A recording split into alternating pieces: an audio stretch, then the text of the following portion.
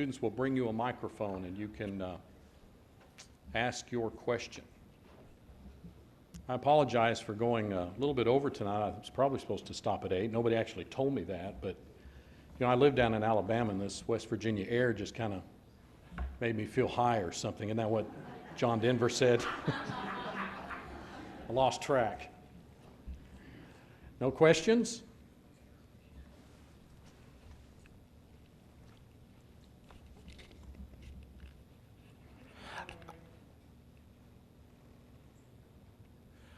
I was wondering where atheists get their moral set of codes and how structured around them are they? Well, atheists will say different things in response to that, but generally speaking, they say that their morals come from humans aggregating together and just sort of sorting that out themselves. Do you remember in 1976 when Brother Warren debated who was then arguably the most well-known atheist in the world and most capable, Antony Flew? He said that the Nazis violated international laws. Just the international community just kind of understands what's right and what's wrong. So they try to say that humans just kind of figure out that everybody agrees it's not good to hurt somebody or shoot somebody or harm them. But you and I both know that that's silly. If there is no God, then there is no moral framework, certainly no absolute one. And humans are free to conjure up whatever framework they choose and live however they want. And a group of people may get together and make a law against something, but that doesn't make it wrong just because humans have said it. Okay, what else? I might be mistaken, but didn't y'all folks put out the Bible bullet thing on CDs for a while? Did we put out Bible bullets? Yeah, do you still do that? On our website, we used to have a category called Bible bullets. I don't think we call it that anymore, but all the material's there. In fact, there's probably a bulletin button for each one of the categories where you can get short articles to put in your church bulletin, that sort of thing. But you can use our search engine to trace down subjects. Okay. Brother Miller? Yes. I appreciate your lesson. I hope you don't take this as a criticism. I just wonder maybe if you could respond. I've had some experience with some churches who are very much involved in some of the things you talked about as far as, I guess you call it, trying to save the country and reform the things back to those. And they've done that to the detriment of the actual growth of the church because the preacher and the elders have spent so much time taking groups to rallies in Washington and trying to do those things that the church continues to basically die. I'm wondering if you have any experience with that or if you have any advice on balancing those types of things with local work and if what you might be able to say. I probably don't have any advice because, elders have certain assigned responsibilities that God gave them, and therefore they're not authorized to engage in any activity that would keep them from doing what they've been assigned to do unless they resign and no longer do that. So it is true that as Christians, we're not to spend all of our time being social reformers. But in my opinion, we're living at a time where fundamental Christian doctrines are being sacrificed in our country. And so by championing those critical doctrines that I think God would have us champion, in the process, we're doing our country good as well. Do we want to save our country? No, God's not asked us to save our country, but it's interesting, the more we try to keep the country intact, the more we will continue to be able to do what this country has allowed us to do for so many years. In fact, I would argue in the last 2,000 years, with the exception perhaps of the first century, Christian missions have been permitted to encircle the planet from this location, from the United States. And isn't it interesting that the restoration movement that says, let's go back to the Bible, was spawned really and really asserted itself in this country shortly after the founding. So if you take the position that even though, so far as I can tell, none of the founders were members of the New Testament church, yet here were a group of men who looked up to God and said, we want to start a nation. We don't believe we have the authority to do that unless it's with your approval. We acknowledge you. They mentioned him 4 times in the Declaration of Independence. And when you look at their writings, they're just loaded with acknowledgments. One of the books I've written on this subject, Christ in the Continental Congress, gives you all 15 of the Continental Congress proclamations that were issued from 1774 to 1783 during the turbulent years of the Revolutionary War. Every one of them are loaded not only with references to God, but numerous quotations of Scripture and numerous allusions to Jesus, to the one true religion, to the exclusion of all other religions. They did not care to get in discussions with each other over any number of differences, baptism, Lord's Supper, and so forth, because they were composed of many different Protestant groups. But they all agreed that the Christian religion in its general doctrines, as they called it, its general principles, is absolutely necessary to the formation of the republic that they set up.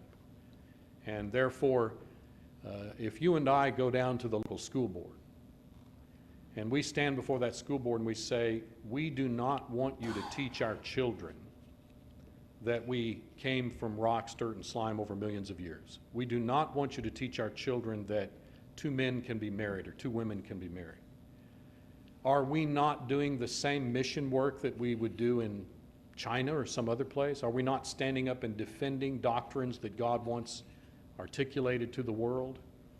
And hopefully out of such contexts, as we make progress, we can teach people the gospel as far as teaching them how to be saved as well.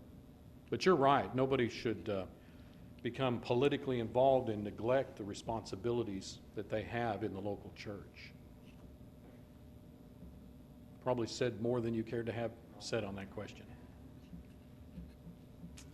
Any other questions? Right up here, sorry. Pay attention. How far did you all drive to be here tonight?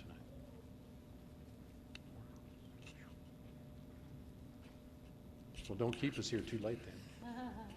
Actually, I'd like you to comment on a statement, Dave. If the church as a whole in the United States was more active on one-on-one evangelism, we were actually out there preaching the gospel, that would help us a great deal in the current struggle that we're in as well. And I believe that's what I just heard you say. Okay? Yes. What you were saying is that, yes, okay, we need to be doing this too, but not to the detriment of actually what our primary mission is, which is to evangelize the world. Right. You know, and I just thought that would be a good clarification. Okay, again, that's what I've heard you say in the past. And, Right. You know, so. Yeah, very well said. Did everybody hear that okay? Very nice. Okay, any other questions? There's one back here again.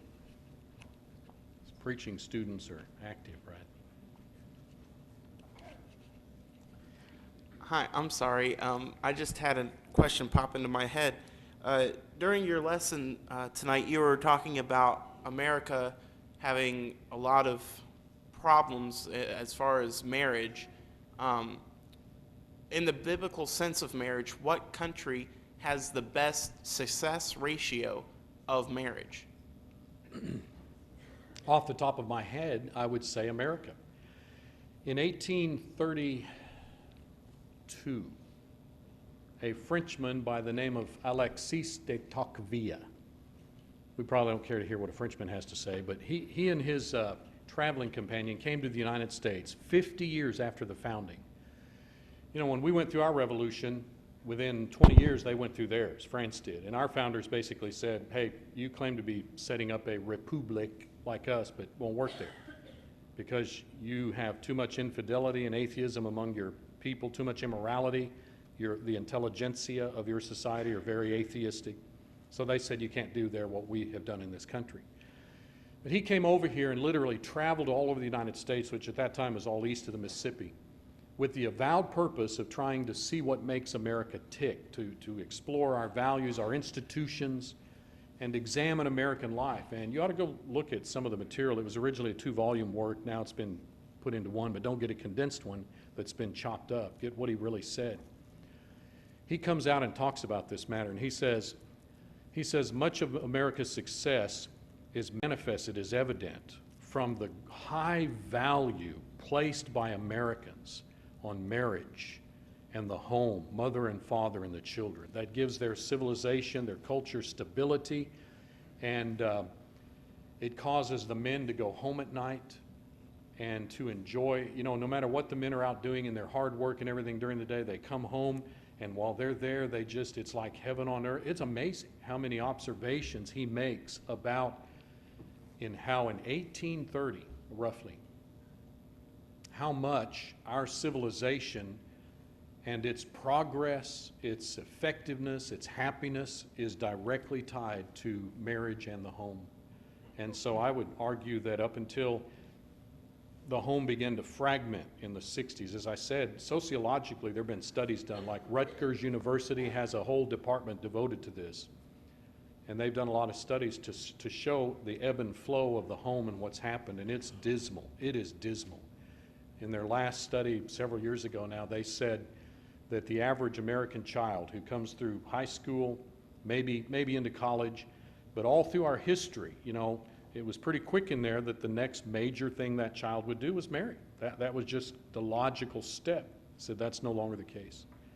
More young people cohabit, and they don't really see marriage as a fundamental pillar of our civilization. And they said the sociology evidence shows no indication that's going to turn around. They said the marriage institution as America has known it is essentially a thing of the past.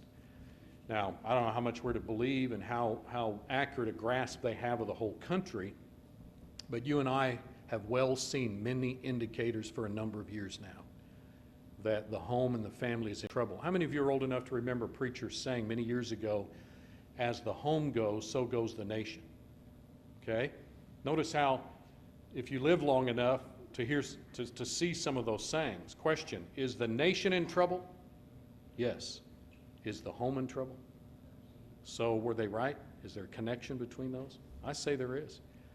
We can look at all the social indicators that trouble us, but how much of it goes back to a failure of a stable home where a mother and father is teaching Bible values to their kids? And you can see, even though we saw that happening in the 60s and heard prophets saying, oh, that's gonna do this to this country, and that's gonna do that, we were like, yeah, probably will, but life goes on. And now here we are seeing like rampant homosexuality. I guarantee you, if you could trace out Ellen's life and any number of homosexuals and lesbians in our country, go back to their childhood, you'll find that they were either abused, the home was torn apart, divorced. There were issues within the home that led to their appetites in adulthood. So the work that's done in these children's homes is monumental and indispensable, trying to salvage some of these children that through no fault of their own are in homes that will ultimately lead them to a horrible life.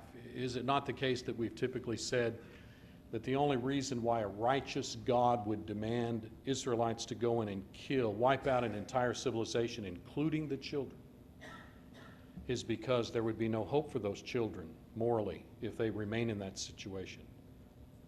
But they would be permitted by God to be in heaven eternally. If there's anything redeeming about abortion, of course there's not.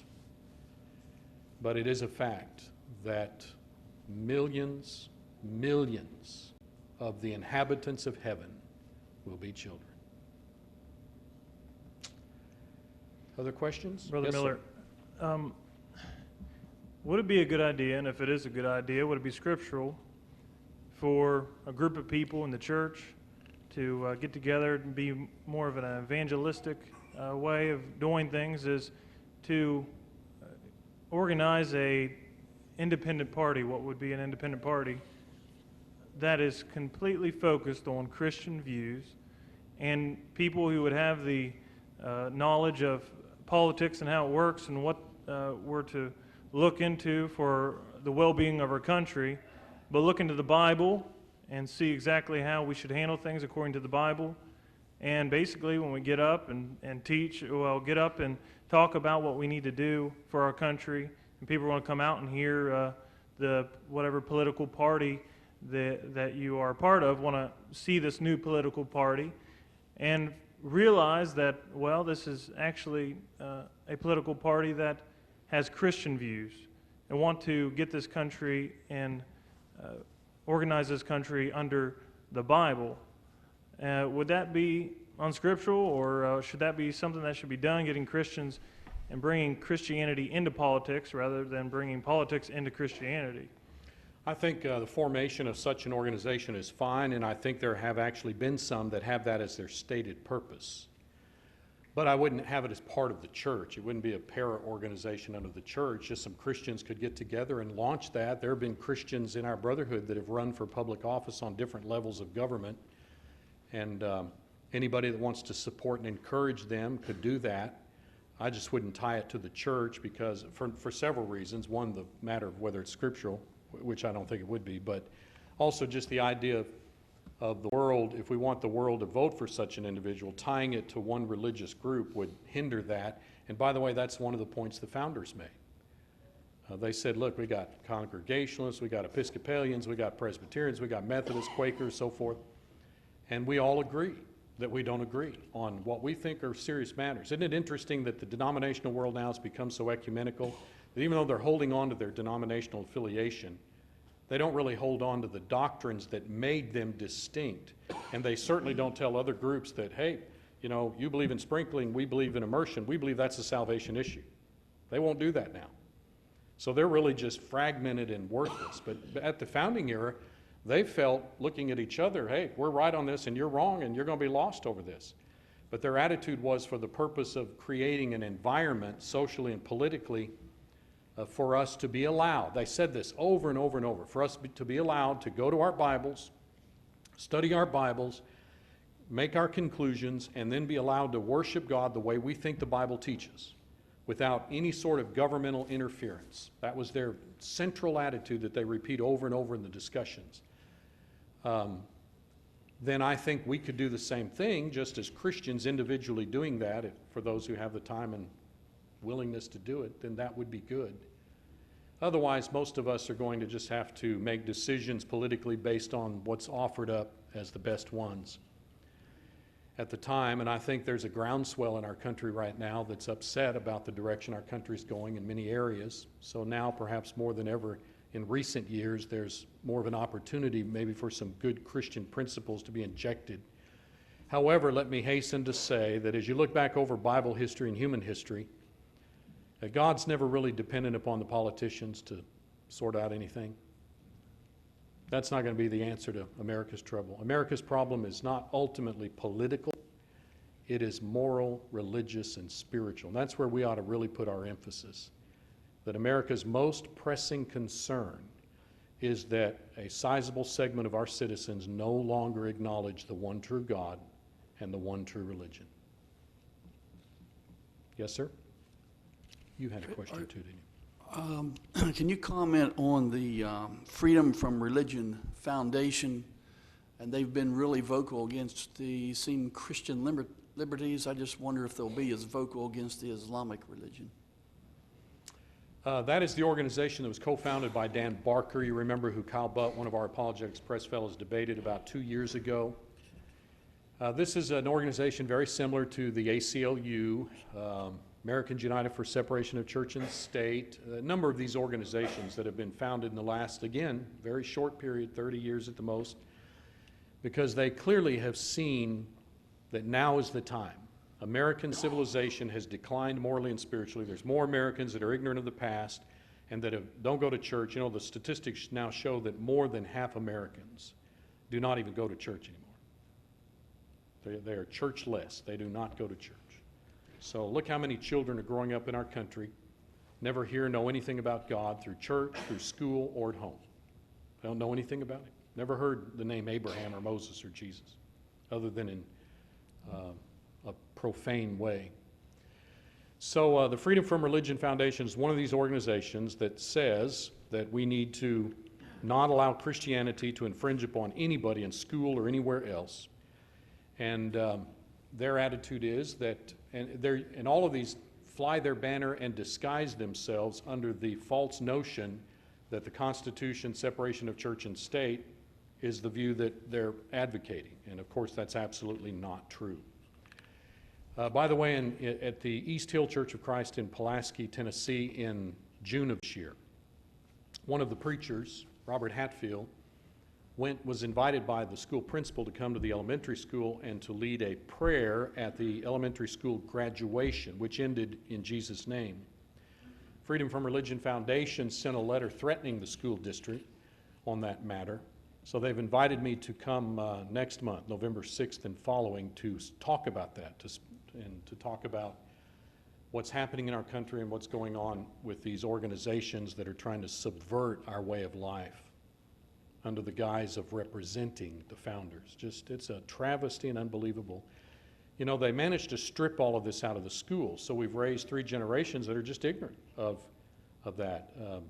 The ACLU started in the early 1900s as an openly avowed communist organization to undermine the American way of life. That's not some wacky idea that I dreamed up or that somebody claims. The evidence is all there. That's what they were. And most Americans ignored them because our civilization was still, essentially stable. But now they're having a heyday and using public funds to spread their agenda. And there are these organizations that have arisen that claim Christian connections, and they're going toe-to-toe more and more with the ACLU, and just about every time they do, they win. So the ACLU's just been unchallenged, but now they're meeting some legal authorities that are going up against them, and we'll see how that goes. There's a question right up here, too. I was told not to prolong this too long. I'm happy to do so, but the elders or whoever want me to be quiet, just say the word. Right up here, I'm sorry. I was just going to suggest, and maybe you speak on this, that, naturalism is really the worldview as far as our education is concerned. I noticed even in the mid-20th century, and I've been preaching since 1948, and I know before that in the schools, evolution-like would be, they'd suggest this is a theory, but after a while that wears out, and now reality is just the natural things. And is that something that has to change people's feelings toward religion and morality and other things? Oh, absolutely. It has to weaken something. Absolutely. In 1925 in Dayton, Tennessee, at that Scopes trial, probably 99.9% of the public schools in America taught creation in the Bible. And even after that case, which, by the way, was spawned by the ACLU. You do know that. They were behind that, too. And even though they lost the case, the judge ruled against them, they had an opportunity to have a national and international stage on which to, spew all that stuff out, which, by the way, all the stuff that was permitted to be read into the court record in defense of evolution has all been repudiated by the evolutionists themselves. Can you believe that? None of them argue any of those points anymore because they've all been discredited. But look at the damage that was done. And it probably took another 20 or 30 years for evolution to begin to be taught in the schools, right after World War II. And I remember being taught in Phoenix schools as a child in the 50s and 60s. And of course, it's now gone to seed. You would have been hard-pressed in 1960, let's say, to find a public school teaching evolution. You would be hard-pressed in 2000, what year is this, 11? To find a school that does not teach evolution. How could our civilization be turned upside down on its head in less than half a century? But it sure has. And yes, the toll has been devastating. Because teaching children, shaking children's understanding may be given to them at home, that there is a God and that we all owe our origin to that God who created us, as Genesis describes. If you start tampering with that framework and try to convince kids and convince them, or at least sow seeds of doubt by pouring all of this stuff into their minds, then you will unbelievably damage a civilization. Now, I may have been out of touch, as a child in the 50s, but I do not remember our brotherhood rising up and doing as much as I think should have been done to combat evolution. We had some fellows. I remember Brother Bales debated on the existence of God. You remember that? And there were some brethren. Clark Braden, way back, maybe late 1800s, wrote a book against evolution. You ought to go look at that. He was a member of the church. So there were challenges to Darwinianism when it first came out in the 1850s, but now we have organizations like Apologetics Press that for the last 30 plus years has been going toe-to-toe on this, and God has blessed us, and brethren have blessed us with support to allow us to produce so many materials on our website that I believe an honest person can look at the data and finally have information that they may not have had ready access to years ago. Now they have very technical information that will help them. We just learned that our website has surpassed the 7 million page hit mark. That means out of probably 150 countries worldwide, we have, hundreds of thousands of people accessing this material. Again, God has blessed us. I'm not bragging or anything. I'm trying to alert you and make you aware of this, because I think this is unusual in our brotherhood. We have on our staff of scientists a PhD from MIT in nuclear engineering who works at NASA, writes regularly for us and speaks for us. We have a PhD in mechanical engineering from Auburn. We have a PhD in aerospace engineering from Georgia Tech. We have a PhD in biochemistry from Vanderbilt. We have a PhD in astrophysics from University of Alabama. We have a geologist who has an MA. We had a cell biologist who sadly took a position in one of our Christian colleges that basically said, well, if you're going to come and work here, we don't want you working for AP.